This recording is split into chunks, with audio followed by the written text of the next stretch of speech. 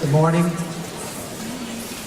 I'm Dr. Michael Russo. I'm a professor of philosophy here at Mollege College, and I'd like to welcome all of you to Spring Awakening 2016.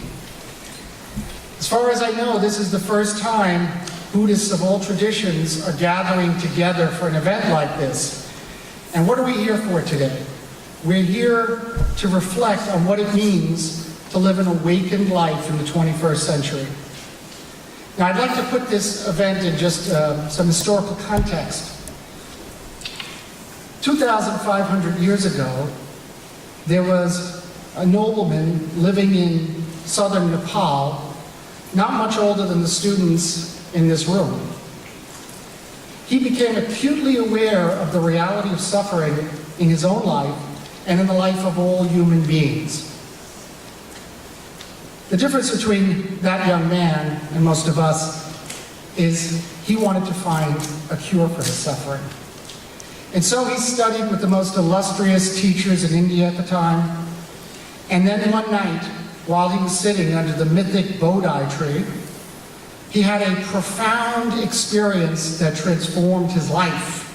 He became awakened. He became the Buddha. By the time of his death, at the age of 80, Buddhist monasteries were flourishing throughout northern India. Within a few centuries of his death, Buddhism had spread throughout Asia, becoming the dominant spiritual tradition on that continent. It would take a lot longer, though, for Buddhism to make its way to the West. That happened in the late 19th century with those amazing Victorian translators of Buddhist scriptures from England and in Germany. And then it would take a lot longer for Buddhism to make an impact in the United States.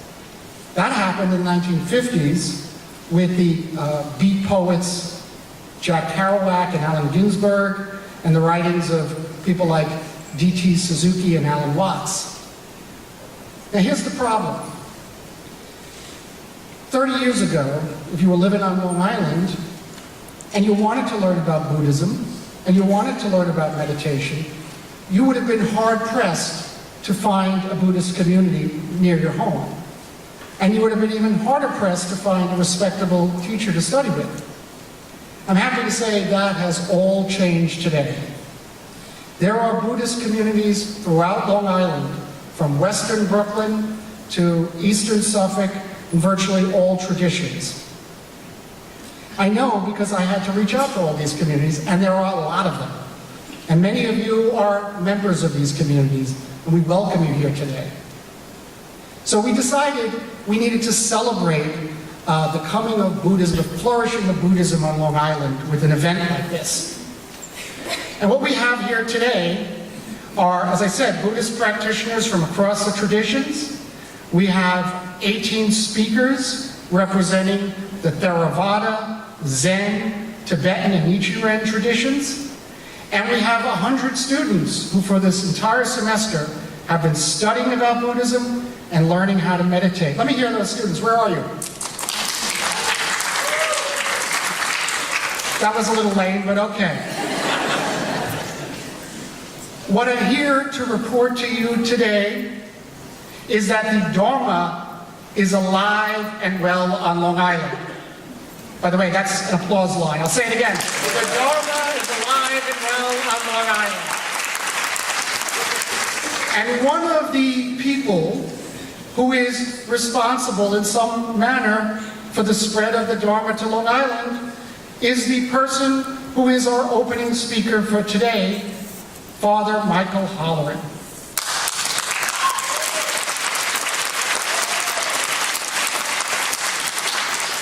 Father Holleran was a Jesuit and Carthusian monk. He is an expert at the contemplative practice in both the Christian and Buddhist traditions. And many of you know him for what he really is, one of the most dynamic and profound speakers I personally have ever heard. And I think the members of the Innisfada Zendo, where he's a teacher, will attest to that, right? So we're all extremely lucky to be able to hear Father Michael's talk today. And without further ado, I'd like to welcome Father Holleran to give his opening address.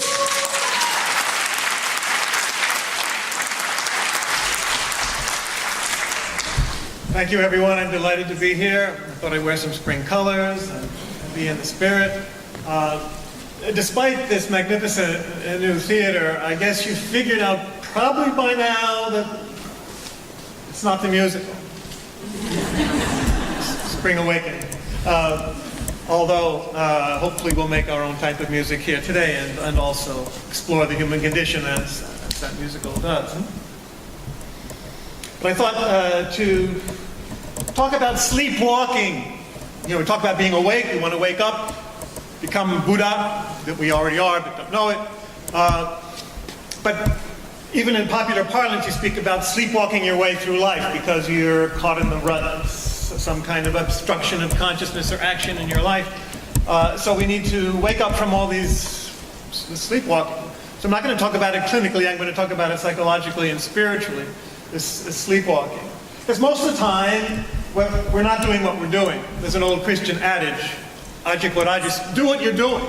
It sounds obvious, but most of us don't. What we're doing, we're not doing. Because as we're walking, like in walking meditation, or we're eating, or we're breathing, we're not. We're not paying the least bit attention to what it feels like to walk, or to breathe, or to eat. We got our heads full of all sorts of anxieties and concerns and schemings and fears and all this stuff. Or we're walking, consulting our smartphone as we walk, or we're thinking, what we euphemistically call thinking. The ancient desert fathers, Christian fathers, would speak about these passionate thoughts that are always going through our mind. We're reacting passionately. Anger or frustration or whatever, and we're not actually experiencing our life. There's a wonderful story of a young Buddhist monk who came, to learn from his teacher, and he'd, go through his morning routine, and then finally get to his master and say, "Okay, teach me, I'm ready." And so the teacher would say, "Well, when you left your room this morning, what did it feel? How did your hand feel on the doorknob?" And of course, he didn't have a clue. So he said, "Well, okay, come back tomorrow when you're ready again." And there'd be a trap like that every day, and of course the teacher could see if he was faking it. When your feet touched the floor getting out of the bed, what did it feel like? So we're not awake, we're not aware. Another wonderful koan from my favorite Zen masters, Joshu, a similar situation where the monk came and was ready to have for the morning's teaching, and he said, "Well, have you had breakfast?" "Yes." "Well, go wash your bowl." Which was the teaching. Because if you actually do wash the bowl and are completely present to the bowl and to your washing and to your doing it, you're the Buddha. You're awake. But nobody is. But that's what we should be striving for. Now, I thought what we might do is examine some of the ways that we do sleepwalk through our lives, examining the life of the Buddha himself, how he overcame some of those obstacles and became himself, Buddha. If we look at the beginning of his struggle, as Dr. Mike was saying, he was sheltered, and we all begin our lives sheltered in some kind of crystal palace of our own making or someone else's making. We got to leave that and face human life. So he escaped the palace and discovered death, suffering, and sickness, and old age, aging, and was shocked. He knew this was a reality of human life, and that he couldn't wake up until he faced it. He couldn't find an answer until he actually faced the problem.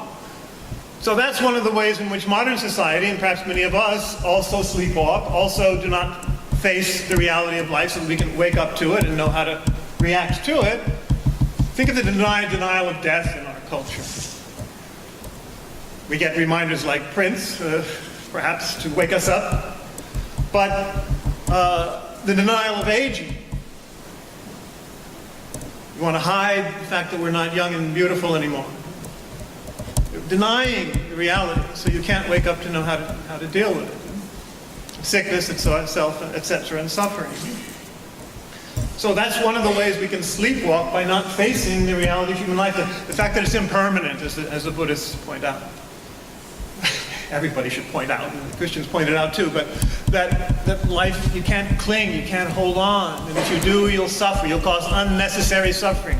You'll be sleepwalking, you won't be awake, you won't be aware. So he did leave home, and then he discovered, well, he tried the conventional practice. And this is a pitfall for those who are on a spiritual path. In many traditions, and I think I can say I fell into this trap myself in my own, spiritual journey, where you try and mortify yourself, you try and just rise above it all, you try and kill everything to do with, the passions in the body and, ordinary human life in the flesh. You can kind of rise above it all. The Buddha did that for 6 years and became an emaciated skeleton until he realized that wasn't getting him anywhere either. So when you talk about putting to sleep certain elements in our lives, we have to be very careful. That can be another way of sleepwalking. We don't want to anesthetize ourselves. We don't want to feel less. We just want to feel more authentically, more truly, more constructively. So we don't kill or mortify, as we often say in our Christian tradition as well. We put to death elements in ourselves. No.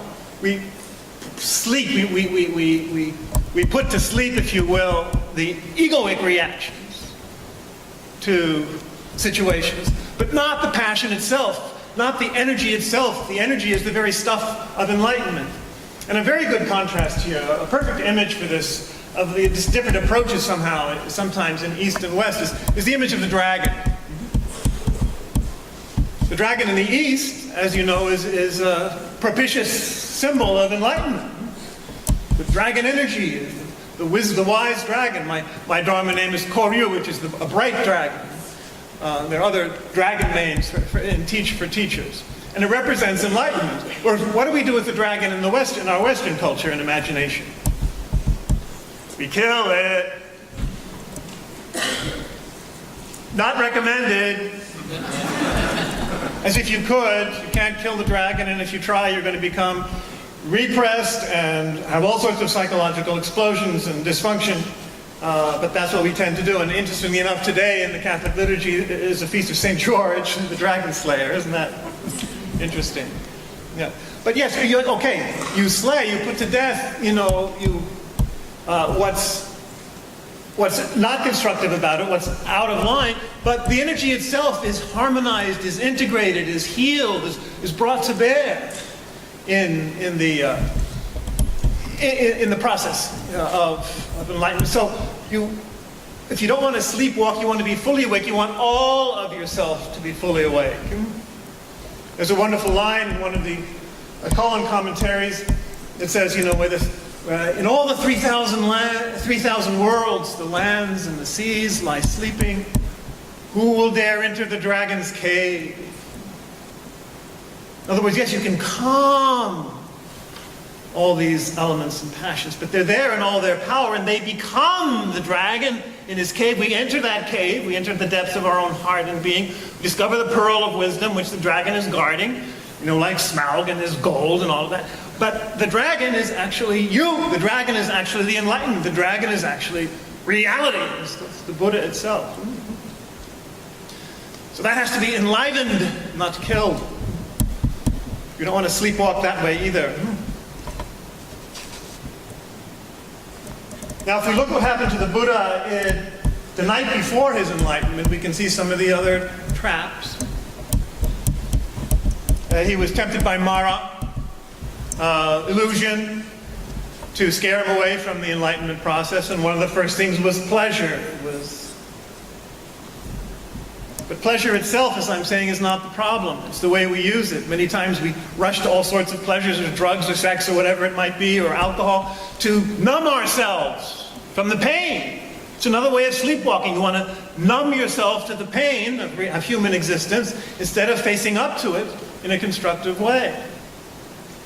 when pleasure becomes a way of escaping from life, deadening yourself, wasting yourself, instead of celebrating life and expressing life, then that's the sleepwalking part. That can be a temptation. But the energy itself is wonderful and delightful. So greed and clinging, one of the three poisons. You have to cling to that in some way that feeds and protects, and in vain, of course, the ego. Then comes, there was violence and fear and these apparitions to make him afraid. Anger and hatred and all the violence in our own hearts. Fear also is, as people have rightly said, probably 95% of what we do in our lives is because of fear in some kind. Fear of not doing this or fear of doing this, etc., rather than a higher purpose like love. So if we're living by fear, if we're living some kind of anger and hatred in our hearts, we're sleepwalking. It's the second poison. And then finally there was the self-doubt. Who are you? I mean, who are you to think that you can be anything better? So the Buddha touches the earth and calls all of reality to witness and expresses that self-confidence that comes from a larger source than the ego, of course. And later he was also tempted to say, what can I do in the world? There's so many people who are unenlightened and unenlightenable, it seems, but no, he overcame that. So the ignorance and illusion of who we really are, and the power and beauty of who we really are, which is the Buddha, which is the Christ, is what we're called to wake up to.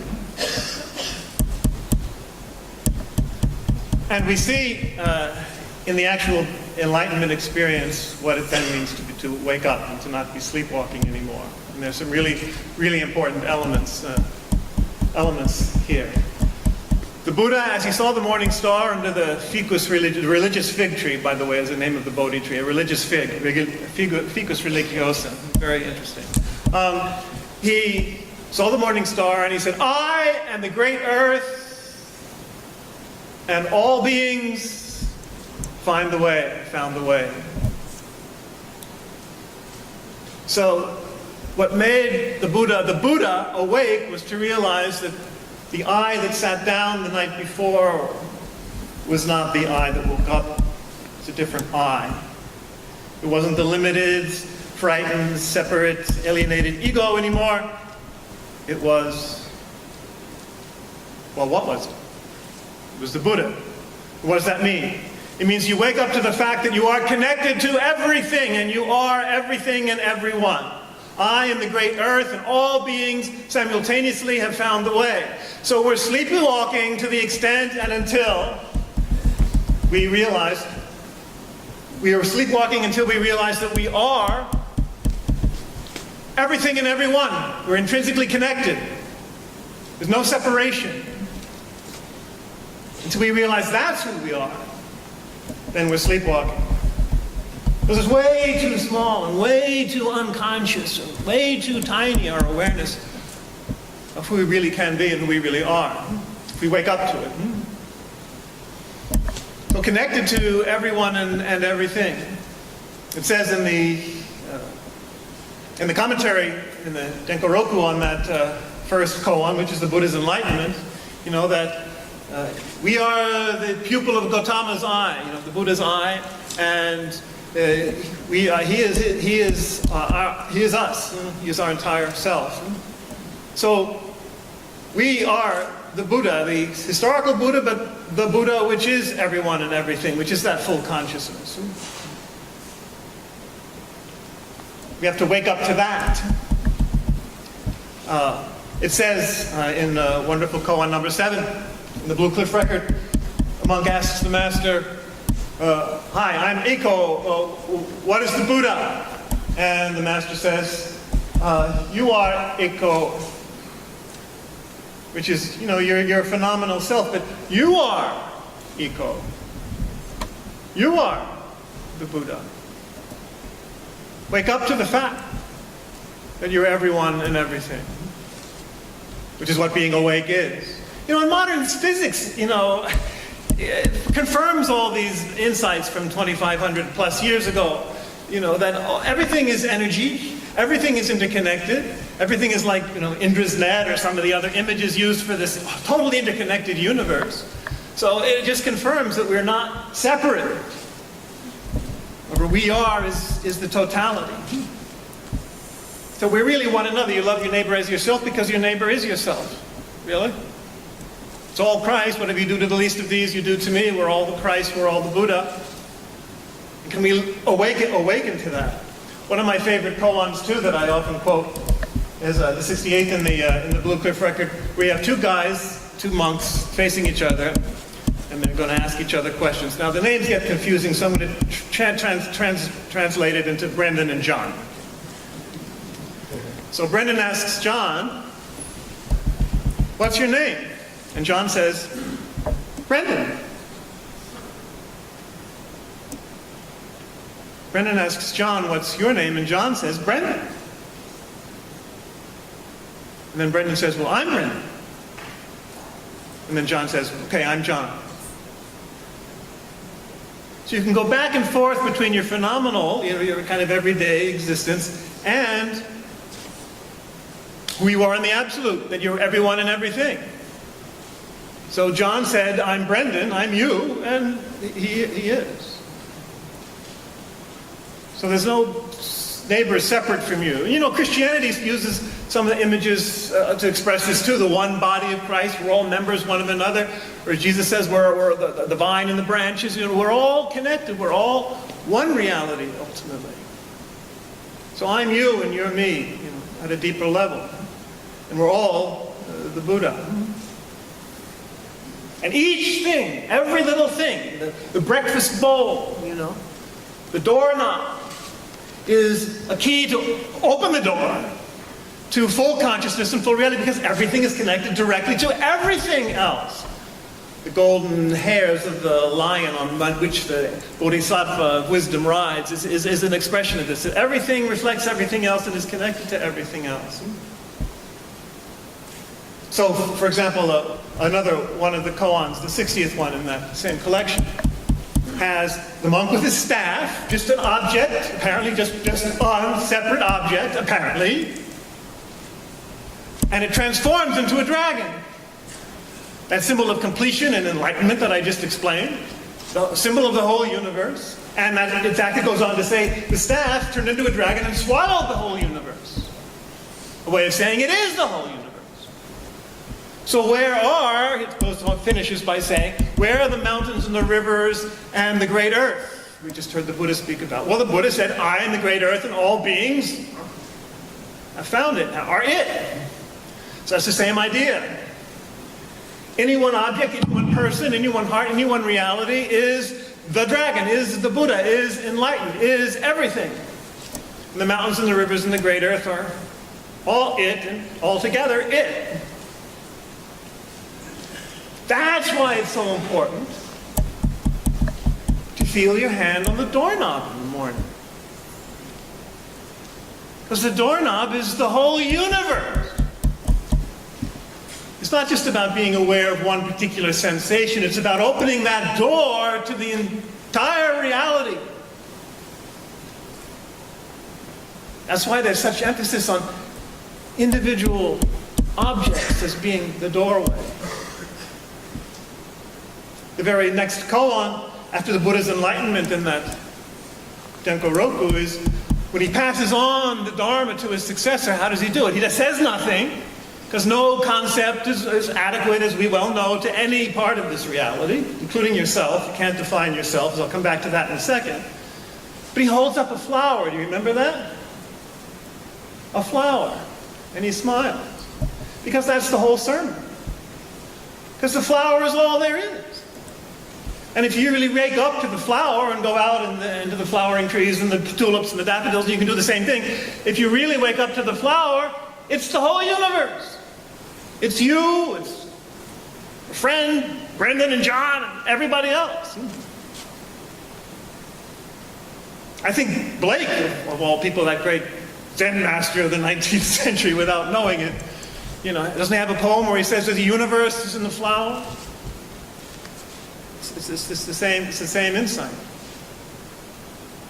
The blade of grass, one of the other koans, that is the temple. The whole temple is just a blade of grass. Where else would you worship? What else? Because it's the whole universe there, connected to the absolute, and to everything. So that's what we have to wake up to. Or just a quote I saw yesterday from my friend Lama Surya Das. He sent this Tantric Tibetan quote, which says, my body, the whole universe is my body. All beings are my heart and mind. The whole universe is my body. Sounds like the cosmic body of the resurrected Christ, which we all are. The whole universe is my body. And all beings are my heart and mind. My heart and soul, my deepest self, is all beings. And to live from that. With a quote from Dogen, the founder of Japanese Buddhism, Japanese Zen Buddhism in the 13th century. A quote which says, the person is no one in particular. There's no one in particular. But like the vast, the deep blue of the vast sky is everyone, everywhere in the world. So your true self, your true personhood, like the vastness of the sky, is everyone, everywhere in the world.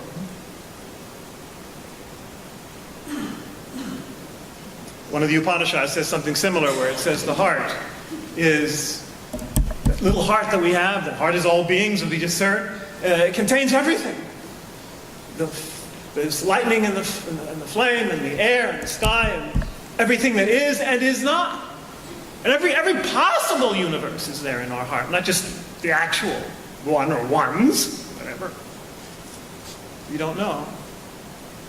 That's why we can't define ourselves. We can't, as Joshua again says, we can't pick and choose certain things or certain aspects of ourselves or like this or not like that, because everything is just as it is and everything is it. So wake up to it. Life and death, and accept those as the Buddha did. That's at the beginning of the program. The end of the program here has a quote where he says, "Who are you? I'm not a god, or I'm not an angel. Are you a man?" And he says, "No." Because why would you define yourself as a human being and limit yourself that way with your concept of what that means? You're not that.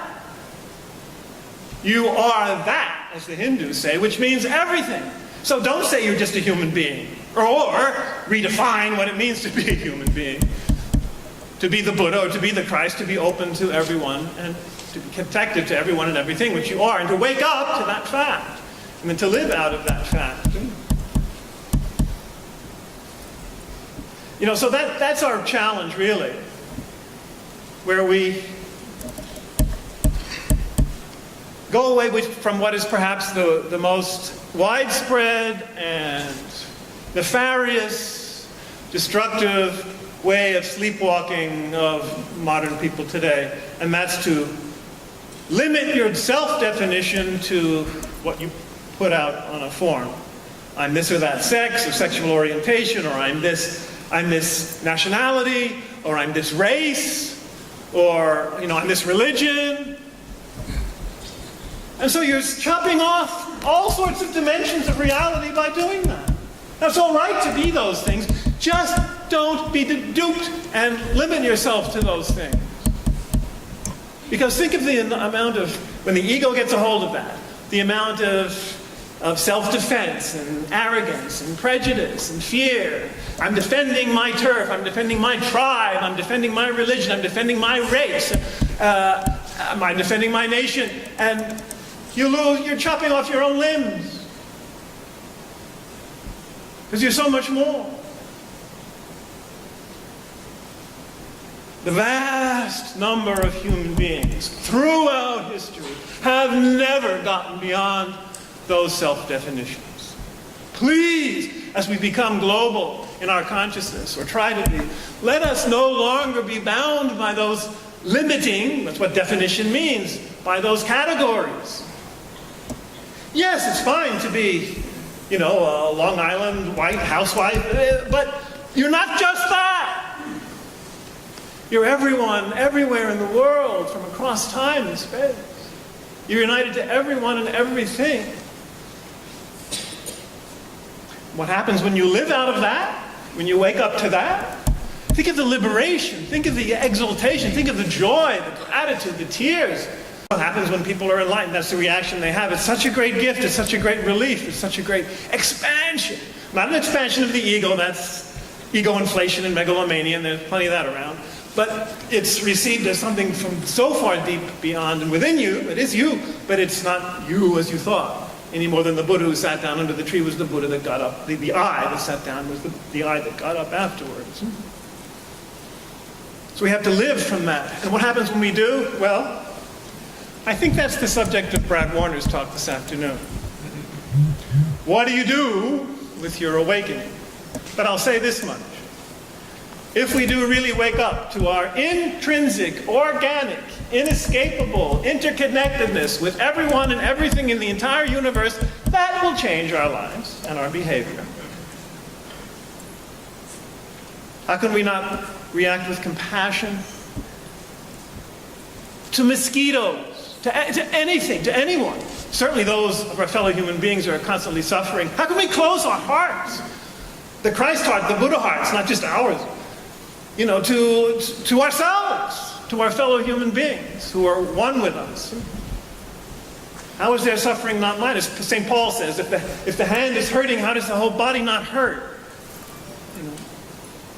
So infinite compassion, compassion for the suffering which we have faced and embraced and want to heal the liberation of all sentient beings, as the Bodhisattva vow says. And compassion which is also because of the dignity and deep beauty and power and depth of every creature and everything and everyone. When you have such tremendous dignity and such tremendous suffering, put them together and you get compassion. And of course, nonviolence goes without saying. That is, you would never know that it was the Christian tradition, but it is. And other religions haven't been done so hot with this either. But Buddhism, at least, is a little more clear, and Hinduism too, about this ahimsa, this non-harming. So those are two consequences that are the most immediately obvious. But I'll leave the rest to Brad. So I just wanted to open up, certain portals, to help see what waking up and not sleepwalking through our lives might mean. And I think that's all I really had to point out. So I'll open it up to if anybody has questions or reactions. Well, first of all, let me thank you for that inspiring way to start off the day. So, where are my microphone people? Okay, the volunteers with the microphones, please come down here. So we'll take questions. If you have a question, we have the students with the microphones who will come running over to you. They're in very good shape, and that way we can all hear what you have to say.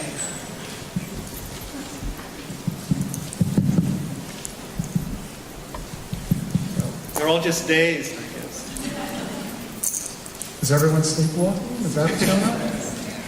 It's one.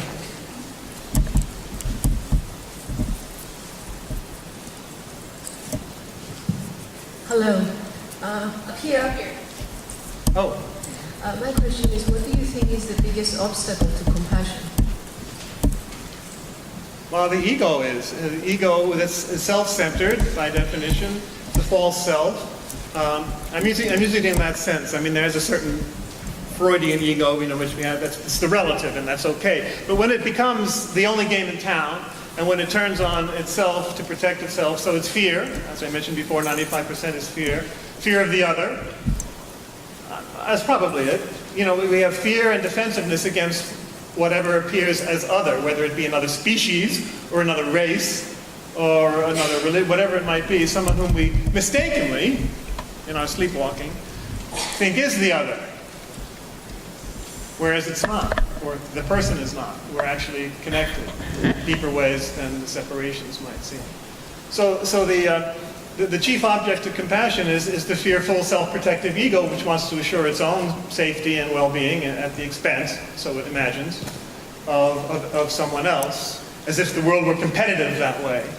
And ultimately, of course, it's not. One of the things you experience in any spiritual enlightenment is the abundance of life and love and joy which is available. We're not in competition for those resources. I think we have someone on that side. Thank you very much for your talk. When you open yourself to living connected with everyone and everything, and see that love and but particularly the suffering, how do you prevent from being overwhelmed? That's a good question. In other words, how do you prevent burnout? How do you prevent compassion fatigue, or whatever you want to call it? And that is a good question. I think my colleague Roshi Ellen Burks, who's a nurse, has spoken on this. When it comes from that deep source, there's an enormous well of joy and energy which comes. So while there's sadness, you never don't become overwhelmed with depression or sadness, because there's a component of joy that is always there too. And as people who've had these spiritual experiences testify, you realize that the world is basically okay. No one has ever had an enlightenment experience in any tradition and they come out saying, "Oh no, the world is so much worse than I thought." No. They discover, oh, how marvelous, how wonderful. In the midst of all the suffering, even the suffering can even in its own way, as many experience all the time, contribute to my enlightenment or to. So, even my personal suffering. So if you live from that well, then there's much less likelihood of it wearing you out. If it's coming from your own psychological need to help people, like your number 2 on the Enneagram or something like that, and it's a compulsion or a need or some other ego need that you have to help people, well then you're going to wear out pretty fast. And of course there are degrees in between. But I think that's the best answer. That when it's coming from that deeply energizing and energized level of your being and of consciousness, it will measure itself out and exercise itself in a way that won't lead to that distressing condition. Yes. Can you hear me? Yes. From what you might know of Pierre Teilhard de Chardin, Yes, my great friend. would you say he was connected with meditation and Buddhism? No, it's one of the limitations of the time he lived and the work he did in the early 20th century. As we just heard from Dr. Mike, it really didn't come into our country, and he was living here in the 50s as well in the U.S. Teilhard de Chardin. That really wasn't on the radar. He never examined or really understood Eastern religions, Buddhism or Hinduism. And he would be the first to admit. But what he did have, after all, those are just categories and definitions. What he obviously did have was a profound mystical vision and experience that united, particularly in his work, he unites the material universe with Christ. Should be clear already in Christ's resurrection if you're a Christian, but in Zen, for example, the absolute and the relative are one. Emptiness is form, form is emptiness. So the material world, as I've just been trying to explain too in my talk, all beings and the rivers and the mountains are in one majestic dance, cosmic dance, of love and joy and energy exchange. So he did have that. He did have this vision, and that's why he's come back into favor now after some decades when he kind of was left. Not so much so. With those who are speaking about global evolutionary consciousness, they're making appeal to him quite explicitly, and I'm very happy about that.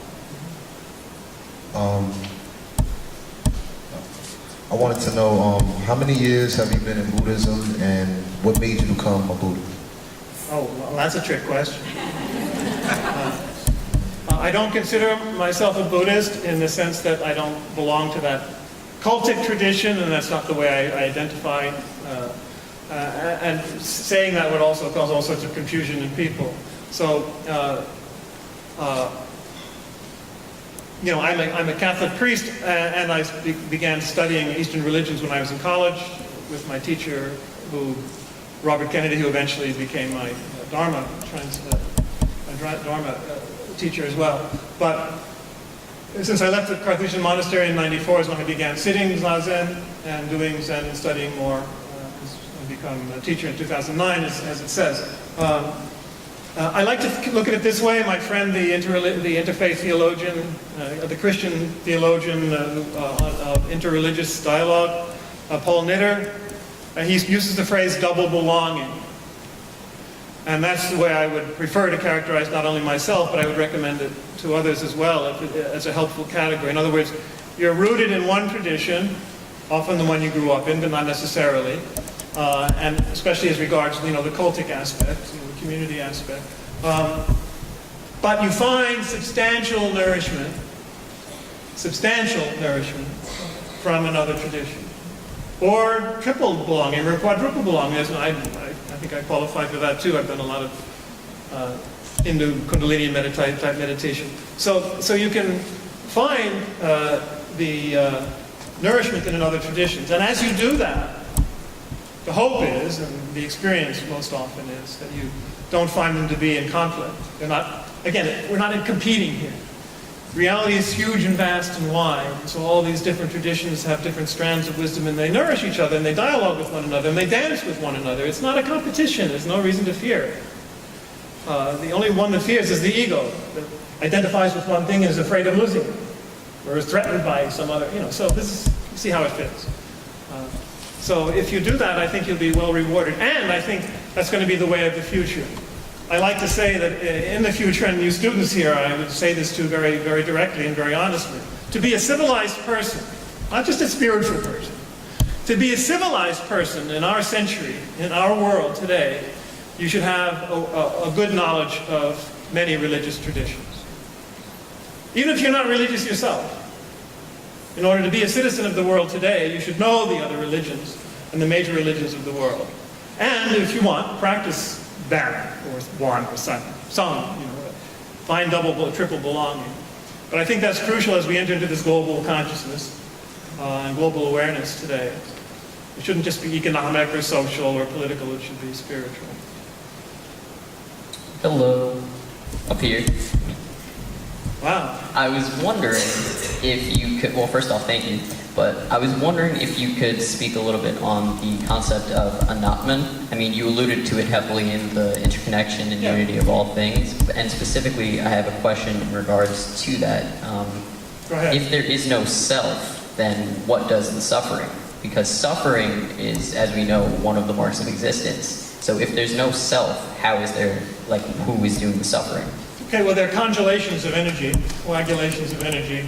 The fact that you can ask me that question and be there is kind of proof of that, and we don't doubt our actual existence at this level, but it's not limited to that.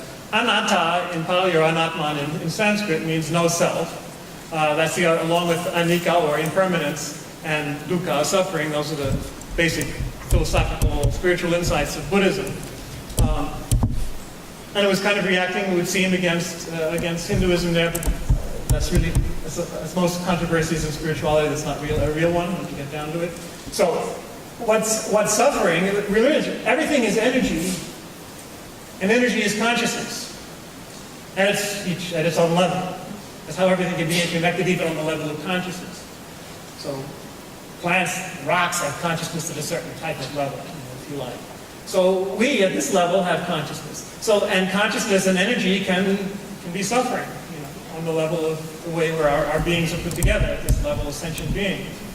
So it's not that our ego suffers. As soon as our ego gets involved with the suffering, or the pain, well, then we have a problem. And we should realize that that's not our real self. So how, if we live connected to this deeper joy and this deeper compassion, and this deeper connectedness to other people in their suffering, that's one of the ways that we overcome the ego suffering. As people have rightly said, pain, human life is painful. Suffering is optional. Suffering in the sense of, how does your self, how you react to it? Is there an ego reaction to it that only makes it worse? Or is there a deeper self that reaches out beyond that to other sources of relief and compassion and energy and love? So we're just defining ourselves too narrowly there. So it's good to say I don't have a self that I thought I did. I think we have time for one more quick question. Thank you very much. I'm trying to wrap my head around. Oh, then you won't work. You got to wrap your whole being around it. My ego is inquisitive. Okay. Is part of that inquisitive, would it be the ego that is the desire to know? No. The desire to Go ahead, finish. that awakening. Well, it can be that. Okay, there can be an ego desire for awakening, and then you're going to be in trouble because you're just trying to. I want to be enlightened, and of course, ultimately that I has to disappear, as it did with the Buddha under the tree, and for the other I, the true self, to come out. But the deeper desire for expansion and for connection and to realize who we really are already, that doesn't come. In its most authentic form, does not come from the ego. If anything, it's a threat to the ego. It's something much deeper and more wonderful than that. It's the whole thrust of life itself. Okay, well, thank you again.